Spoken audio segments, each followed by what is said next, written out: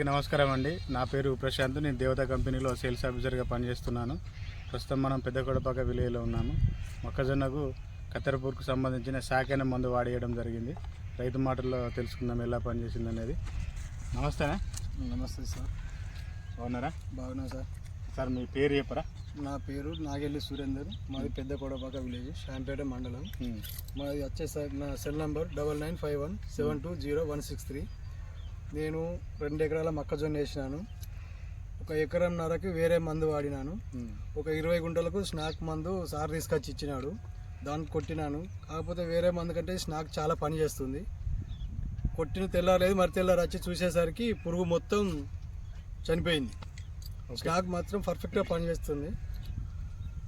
Okay అన్న, ఇప్పుడు ఈ 2 ఎకరాలకు ఒకటే రోజు మందు పిచికారీ చేసినావా?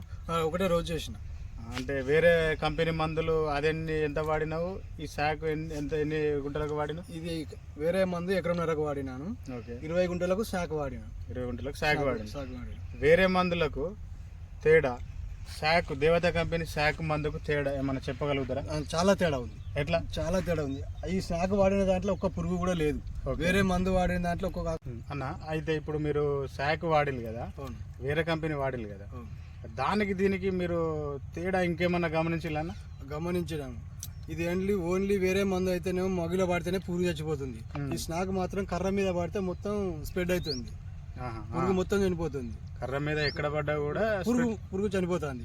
ఇది ఓన్లీ మొగిలో పడితేనే చనిపోతుంది ఈ మందు. అంటే వేరే కంపెనీ వాడితే ఓన్లీ పురుగు మీద కానీ మొగిలో పడితేనే చచ్చిపోతుంది. ఈ స్నాక్ అయితే కర్ర మీద ఎక్కడ పడ్డా కూడా పురుగు చనిపోతుంది. ఓకే, దానికి దీనికి ఉన్న తేడా తేడా. ఇప్పుడు మనకు మీరు వేరే మందు కొట్టిన దాంట్లో పురుగులు దొరికినాయి అన్నారు కదా, దొరికినాయి. ఈ శాక్ కొట్టిన దాంట్లో పురుగు కనబడలేదు. ఓకే అన్న, ఈ దేవత కంపెనీ శాక్ వచ్చేసి మనకు ఎకరాన 100 ml చొప్పున వాడాలి. వాడినట్టయితే కత్తెర పురుగుకు సంబంధించిన ఏ పురుగున్నా కూడా నివారించుకోవచ్చు.